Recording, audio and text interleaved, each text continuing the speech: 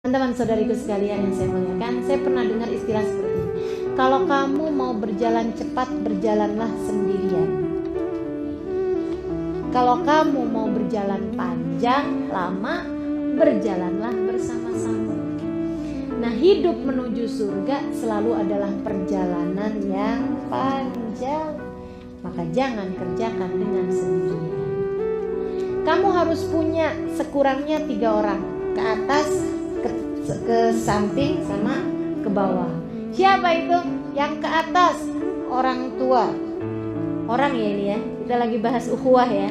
Yang ke atas orang tua, yang harus kamu muliakan, yang harus kamu siap menerima nasihat. Tawasau bil haq, tawasau bis sabrnya dari orang tua ke kamu kan gitu. Tapi orang tua bukan hanya yang melahirkanmu, mereka juga yang mendidik ruhmu, yaitu para guru.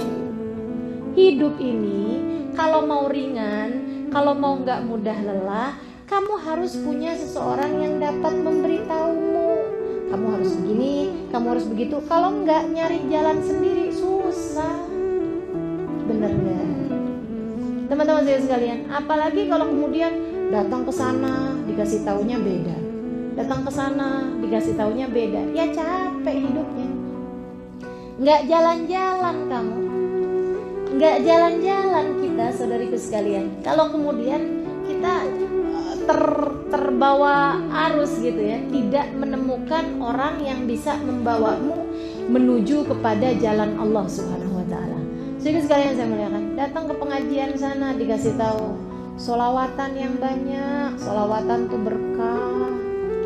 Datang ke pengajian satunya lagi, nggak boleh sholawatan, itu bid'ah. Apa nggak capek hidupnya? Capek. Ini yang mana ya? Habis pergi ke sana pulang-pulang sholawatan. Habis pergi ke sana berhenti sholawatan. Wah, itu prioritas berubah mulu gitu kan ya. Kita udah cari tahu nih yang mana yang batu, yang mana yang kerikil, yang mana yang pasir, yang mana yang air dalam kehidupan kita. Tapi setiap kali ngaji ganti-ganti mulu. Mana batunya, mana airnya, ya ampun. Susah kan hidupnya, capek. Makanya teman-teman saya sekalian, harus ada orang yang bisa memberimu nasihat dalam kebenaran dan kamu dapat memegangnya dengan penuh lapang dada. Kalau kamu gak punya, minta. Nih masalahnya teman-teman saya sekalian, kita nih suka rada merasa jauh dari Allah SWT, gak suka minta. Kalau urusan dunia aja kita mintanya serius bener. Tapi urusan-urusan yang seperti ini jarang ada yang minta di antara kita. Siapa di antara kita yang dari sejak kecilnya minta, ya Allah karuniakan kepada saya seorang guru yang dapat membimbing langkah kehidupan saya menujumu. Siapa? Ada nggak di antara kita yang berdoa seperti itu? Yang sekarang-sekarang aja udah jarang ya, apalagi dari masa kecil gitu. Minta teman-teman sering sekalian, nggak apa-apa rada telat-telat, tapi minta sama Allah SWT. Ya Allah kasih saya, kasih saya seorang yang dapat membimbing saya sehingga saya bisa mengikuti jalannya ya Allah. Sehingga saya nggak kebingungan lagi mau ngapa-ngapain ya Allah. Harus tuh dalam hidup, sebab kalau enggak lelah kita teman-teman seribu sekalian.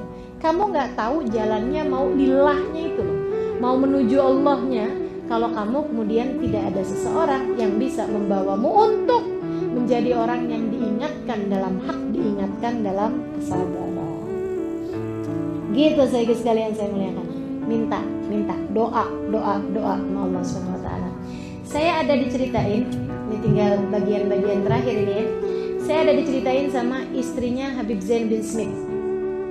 Namanya Ubabah Maryam, almarhumah. Sekarang beliau sudah wafat. Saya sangat dekat sama beliau karena kalau beliau ke Indonesia saya yang jadi penterjemahnya. Nah itu beliau satu hari cerita. Dia bilang, saya satu hari dapat pengalaman luar biasa. Ada seorang perempuan muda, dia bilang umur di bawah kamu gini. Dia bilang dia datang ke rumah saya, bertamu di rumah kami. Dia bilang, saya ketika menemui dia lagi ngeliatin fotonya Habib Zain yang tadi saya ceritain, yang setiap tangganya aja punya zikir, itu ya. Itu beliau perempuan ini lagi ngeliatin fotonya Habib Zain, diliatin gitu, tandangin. Habib Zain sudah sangat tua ya, usianya mendekati 80-an tahun. Terus dia bilang, saya ketika masuk ke ruangan itu, Assalamualaikum assalamualaikum. Terus dia bilang waalaikumsalam warahmatullah. Terus dia salam. Terus dia nanya gitu, ibu istrinya Habib Zain? Dia bilang iya, saya istrinya, saya Baba Maria. Akhirnya kemudian dia ngobrol. Dia bilang, Baba, saya itu alhamdulillah selama ini suka baca kitabnya Imam Ghazali, suka baca Quran, suka baca tafsir, suka belajar. Dia bilang, dan saya kerjain amalan-amalan tahajud ini apa semuanya kerjain. Dia bilang, tapi saya ngerasa kalau saya tuh nggak punya guru. Jadi saya pun minta sama Allah. Nih ya, saya pun minta sama Allah, ya Allah kasih saya guru, ya Allah, saya guru yang dapat membimbing saya di kehidupan dunia ini. Biar saya nggak bingung, biar saya nggak salah gitu. Kasih saya. Dia bilang, tadi malam saya tuh tidur, kemudian saya bermimpi saya dibangunin oleh seseorang, tapi nggak pakai nyentuh. Di mimpinya itu cuman bilang Gumi.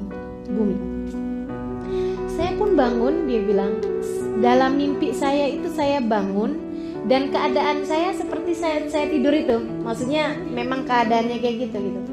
Kemudian yang membangunkan saya itu adalah seorang laki-laki usia sekitar 70-an tahun, pakai gamis, pakai pakai surban. Dia kemudian bilang begini nih, Autiri, Gumi, Autiri, bangunlah nak, sholat witirlah. Nabi Muhammad bilang, man lam yutir falaysa minna. Siapa yang gak witir, dia bukan termasuk dari kelompok kita. Bangun, ayo witir, gitu. Saya kemudian ngerasa bahwa ini adalah ijabah doa saya, bahwa Allah memberikan kepada saya guru. Jadi saya pun nanya gitu sama beliau dalam mimpi saya, siapakah gerangan dirimu ini? Maksudnya man antum gitu loh, siapa engkau gitu. Dia kemudian menjawab, ana Zain bin Smith, saya adalah Zain bin Smith. Teman-teman sekalian, dia bilang saya kebangun dan saya ngerasa senang banget, alhamdulillah Allah saya kasih guru dalam hidup. Saya buru-buru wudhu, saya kemudian sholat witir. Dia bilang abis itu kemudian pagi-pagi saya googling, baru-baru aja ya berapa tahun yang lalu, saya googling itu Zain bin Smith siapa sih gitu. Saya tulis namanya gitu, Zain bin Smith. Saya mau tahu gitu, itu orang abad kapan, ulama kapan. Ternyata ketika saya lihat, taulah saya bahwa beliau adalah masih hidup, dan taulah saya bahwa beliau tinggalnya di Madinah. Saya cari tahu alamatnya Ubabah. Pagi ini saya datang ke rumah ini untuk datang kepada Ubabah dan untuk datang kepada Habib Zain. Terimalah kami sebagai murid. Jadi teman-teman sekalian, mintalah kepada Allah guru yang membimbing dalam kehidupanmu itu, biar kamu gak bingung-bingung, biar kamu gak lelah. Saudariku sekalian saya muliakan. Dan Allah belum tentu kemudian memberikan kepadamu guru di dunia, maksudnya guru yang masih hidup. Bisa jadi juga kalau dijabah sama Allah SWT, Allah langsung membimbingmu, bisa. Tapi tidak kemudian menjadikan, nih ya, bahayanya orang kalau gak punya guru. Jangankan orang yang gak punya guru, orang yang belajar dari kitab tanpa guru, mangkana syekhuhu kitabuh kana iblis yakun syekhuh. Siapa yang belajar hanya dari buku, gak ada gurunya, gak ada pemandunya, maka setan yang akan datang sebagai gurunya. Baca Quran dipaham-pahamin sendiri, pakai dari terjemahan pula. Teman-teman saudara sekalian, yang ada salah-salah kita. Makanya minta sama Allah SWT, minta doa, minta sama Allah SWT, ya Allah kasih saya guru yang membimbing saya. Itu kalaupun gak dikasih orang yang masih hidup, Allah akan karuniakan kepadamu guru-guru yang sudah meninggal dunia mungkin, yang akan terus membimbingmu, atau yang pastinya seperti dituliskan oleh Syekh Abu Bakar Syato dalam kitabnya I'anatul Talibin, man aktsar minas salati 'alan nabi sara nabi sallallahu alaihi wasallam syekh.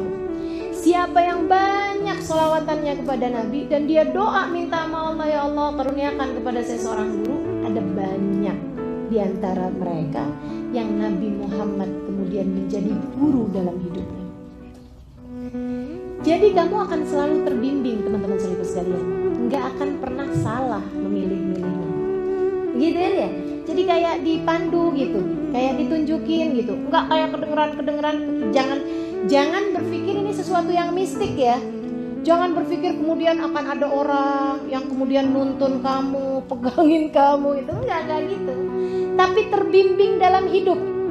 Paham maksud saya? Terbimbing dalam hidup teman-teman sekalian. Ada banyak di antara kita yang kalau lagi dalam keadaan gelisah, dalam keadaan kacau hidup kita misalnya, kita kemudian dimimpiin sama nenek kita, kakek kita, dikasih tahu, misalnya gitu. Ada nggak?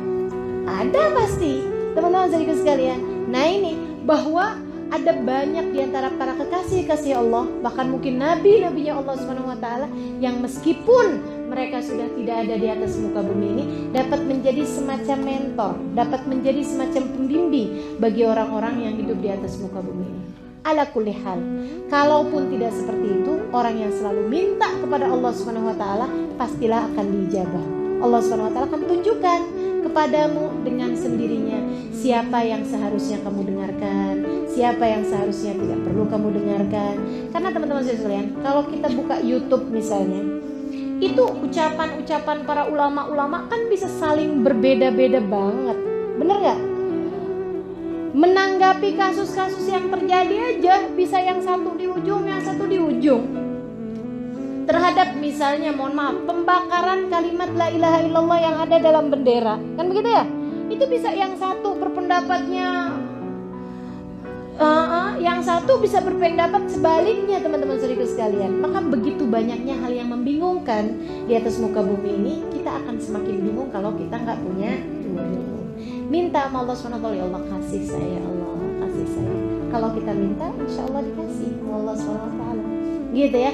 Tawasau bil haqqi, tawasau bis sabr. Ke atas, milikilah guru. Ke samping, milikilah sahabat-sahabat yang membuatmu kalau bersama dengan mereka kamu jadi mudah mengerjakan ketaatan. Gitu ya.